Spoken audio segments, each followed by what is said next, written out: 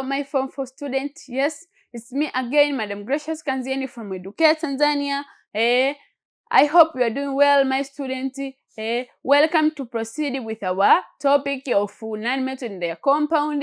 Hii topic ina visubtopic vingi, lakini tumeweza kukava baadhi ya subtopic. For instance, tumeona tumekava subtopic ya chlorines na compound zake za hydrogen chloride and so forth. Lakini katika session iliyopita pass through the sulfur. Tulianza another subtopic which is all about sulfur. Na tukaona sulfur ni nini, tukaona the concept of the sulfur in general, how we can extract it, the forms of sulfur. Today, my student, we are going to pass through the properties, kwamba sulfur ina sifa gani, lakini vile vile tunaenda pass through the categories of sulfur, kwamba chemical properties and physical properties. Now, welcome. So as we can start the chemical properties of sulfur. In a chemical reaction, sulfur exhibits both reducing and oxidizing properties, kwamba kwenye chemical properties tunaongelea ile ability of the sulfur to react with the other compound. So katika chemical reactions, sulfur yenyewe ina sifa ya ku exhibit the both property, I mean the reducing property and also inaweza kufanya oxidizing property. Now let us start. The first one is reaction with metal, kwamba sulfur ana react with metal. Now let us see how the oxidation of the property occur, also how the the reducing property of sulfur occur here in the metals. Now heated sulfur react with metal such as iron, copper, zinc and tin to give metal sulfide, kwamba heated sulfur ina react with the metals of copper, vile vile zinc, tin kuweza kutengeneza metal sulfide. Now let us see the demonstration of this point. So this is the iron, which is metal. Now it reacts with the sulfur, and therefore we are going to have the iron sulfide. So we are going to form the sulfide of metal. So this iron sulfide, it is black in color. That's why there we just write black. So it is black in color. But also you can see the copper. Tuliona pia copper metal na yenyewe ina react na sulfur kutengeneza hizi sulfide. So this is a copper metal, it reacts with the sulfur, and therefore we are going to have the copper sulfide. Another chemical properties of sulfur is reaction with acid, kwamba sulfur ina uwezo wa kureact na acid. Nakumbuka tumesema sulfur ana sifa ya ku act as a oxidizing agent, pia ana act as a reducing agent, kwamba at the same time ana sifa zote mbili za ku oxidize na ku reduce. Now hapa ni kwamba ana react with the acid. Which acid? Now let us see. Sulfur is oxidized by strong concentrated acid such as concentrated sulfuric acid and nitric acid, kwamba sulfur anakuwa oxidized na hizi strong acids, for instance concentrated sulfuric acid na nitric acid. Now in such reaction sulfur act as the reducing agent, kwamba katika hii reaction hapa sulfur act kama reducing agent, play reducing properties part, kwamba amechukua nafasi ya kuwa reducing agent. For instance, it is sulfur and this is concentrated strong sulfuric acid. So here the sulfur it acts as the reducing agent, whereby tunaenda kupata the sulfur dioxide gas, but also we're going to have the water molecule. Also sulfur reacts with the nitric acid, the same things happen as the reducing agent. So as we are going to have the sulfuric acid, nitrogen dioxide ambayo inakuwa ni brown fume gas, but also we are going to have the water molecule. Another one is reaction with hydrogen, kwamba the sulfur ina uwezo wa kureact na hydrogen. So when hydrogen gas is bubbled through molten sulfur, hydrogen sulfide is formed. Kwa hiyo kwamba tunafanya bubbling, bubbling ya hii sulfur kwenye hydrogen gas inakuwa bubbled. Tunafanya bubbling of hydrogen gas kwenye sulfur, na sulfur ambayo tunafanya bubbling inatakiwa iwe katika molten state. So after doing so is where we are going to have the hydrogen sulfide is going to be formed. For instance, here we have the hydrogen gas plus this sulfur which is in molten state. That's why here we write liquid. So we are going to have the hydrogen sulfide, as you see here in our equation. In the hydrogen sulfide is going to be in gas. But you have to note that this is not a convenient method of preparing hydrogen sulfide. Kwamba yes, tukichukua hydrogen gas tukireact na sulfur tunapata hydrogen sulfide, lakini hii sio njia salama au njia sahihi ambayo tunaweza prepare the hydrogen sulfide, kwa sababu hydrogen sulfide inaweza kuwa prepared yes, lakini hii sio convenient method ya kuprepare hiyo hapo hydrogen sulfide. Though tukifanya bubbling ya hiyo hydrogen gas na sulfur ambayo ipo kwenye molten solution tunapata hiyo hydrogen sulfide. Another is reaction with strong alkalis. Tunapoongelea strong alkalis tunaongelea zile bases, strong bases. Now sulfur dissolve in sodium and potassium hydroxide to form a mixture of sulfates. Kwamba yenyewe ana dissolve kwenye zile strong alkali, for instance sodium hydroxide, hiyo ni strong sulfate, ambapo akidissolve pale au akireact tunaenda kupata the sulfite. So tunaenda kupata sulfite and sulfide. So this is sulfite, this is the sulfide ambayo is made up of S. Now this is sulfur, this is strong alkali which is sodium hydroxide.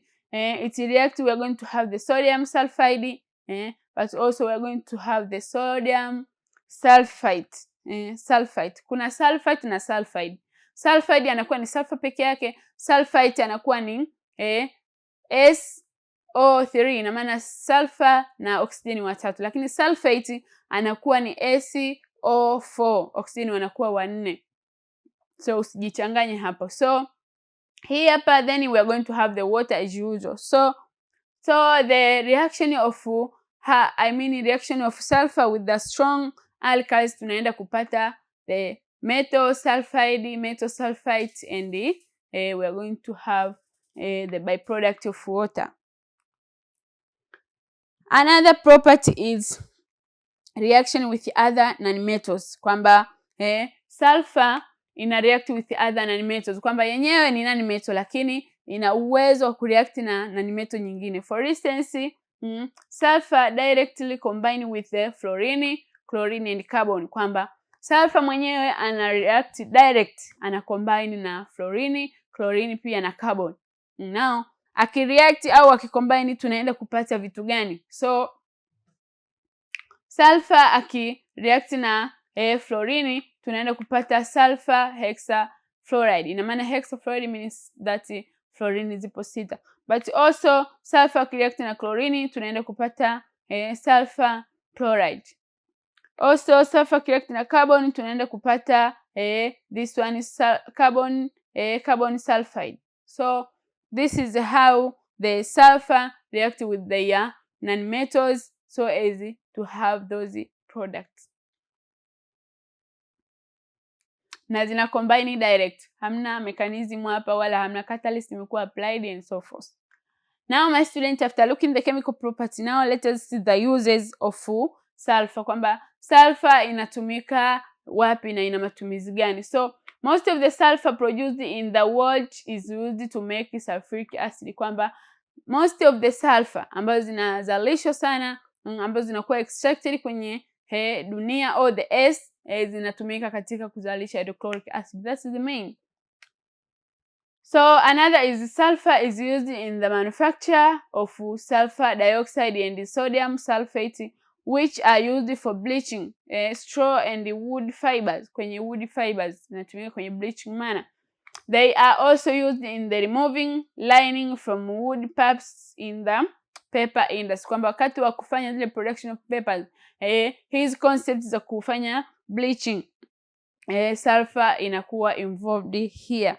Now another usage is gunpowder is a mixture of potassium nitrate and carbon and sulfur. So in production of gunpowder, so sulfur inatumika katika gunpowder production, ambayo kwamba kwenye gunpowder kunakuwa na mixture ya potassium nitrate, vile vile kunakuwa na carbon na sulfur.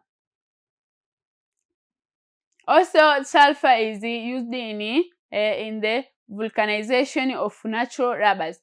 And when we talk about vulcanization, is the process of making natural soft rubbers harder by reacting them with sulfur. Zile softening rubbers tunazifanya harder, tunazifanya kuwa ngumu kwa kuzireactisha au kwa kuzichanganya na huyu sulfur. So yenyewe inatumika katika vulcanization.